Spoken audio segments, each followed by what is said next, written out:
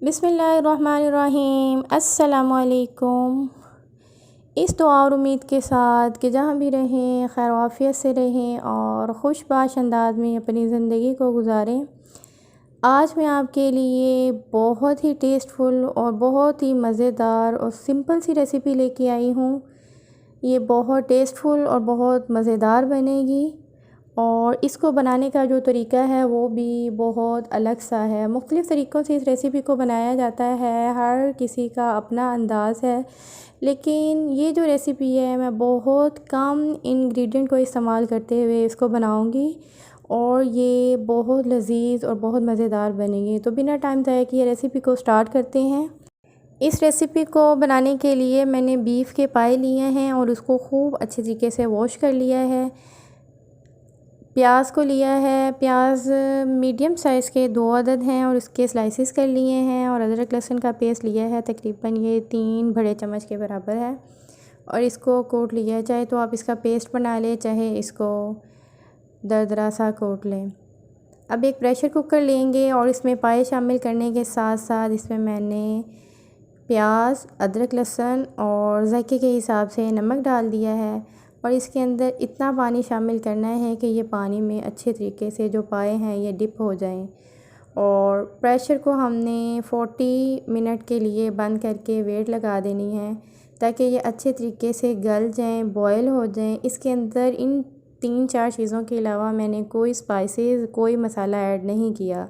तो 40 मिनट के बाद देखते हैं कि पाए किस कदर उबल चुके हैं और किस हद तक गल चुकी हैं। तो 40 मिनट्स बाद इसको अब देख सकते हैं कि पाए बहुत अच्छे तरीके से बॉयल हो चुके हैं। अब हमने इसको थोड़ा सा फ्लेवरफुल बनाने के लिए इसके अंदर स्पाइसेस ऐड होंगे, लेकिन इसका तरीक़ेकार कुछ अलग है। जिस तरह हम किसी चीज़ को तड़का लगाते हैं, मैं इस तरह इसको कुक करूँगी।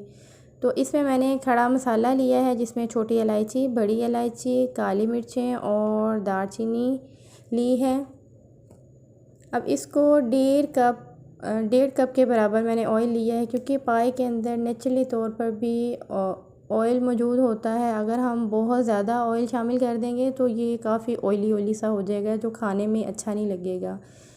इसको तकरीबन इतनी देर, खड़े मसाले को ऑयल में इतनी देर पकाना है कि इसके अरोमे की खुशबू आने लगेगी। जब आपको लगे कि एक अरोमा बन चुका है और खुशबू आना शुरू हो गई है, तो इसके अंदर अब हमने इसको फ्लेवर देने के लिए मैंने लाल मिर्च पाउडर तकरीबन 4 चम्मच के बराबर है, हल्दी 1 बड़ा चम्मच भर के है और इसके साथ मैंने जायके के हिसाब से थोड़ा सा नमक शामिल किया है। बॉयल करने के दौरान भी नमक शामिल किया था, तो याद रखिएगा कि नमक ध्यान से डालिएगा ताकि नमक जो है वो ज़्यादा ना हो जाए। धनिया पाउडर 1 चम्मच शामिल किया है और अब इन सब मसालों को हमने शामिल कर देना है और साथ में थोड़ा सा पानी डाल देना है ताकि जो मसाले हमने ऐड किए हैं वो जलने ना पाएँ। और इसको 2 से 3 सेकंड के लिए इसको पकाना है। पकाने के बाद इसके अंदर मैंने जो बॉयल किए हुए पाए और उसकी जो यखनी है वो सब को शामिल कर देना है और शामिल करने के बाद इसको हमने तकरीबन 30 मिनट तक पकने देना है मीडियम फ्लेम पे। ये अच्छे तरीके से 30 मिनट तक पकते रहेंगे और इसका जो अरोमा है, जो हमने स्पाइसेस ऐड किए हैं, पाए को उबाला है, ये जितनी भी चीज़ें हैं जब ये कंबाइन होंगी तो इसका जो टेस्ट है बहुत ज़बरदस्त बन के तैयार होगा। तो 30 मिनट बाद आप देख सकते हैं कि सालन हमारा बहुत अच्छे तरीके से तैयार हो चुका है।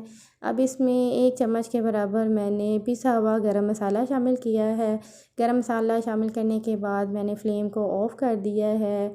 एकदम से आप देख सकते हैं खुशबूदार और जायकेदार जो सालन है वो हमारा बन चुका है।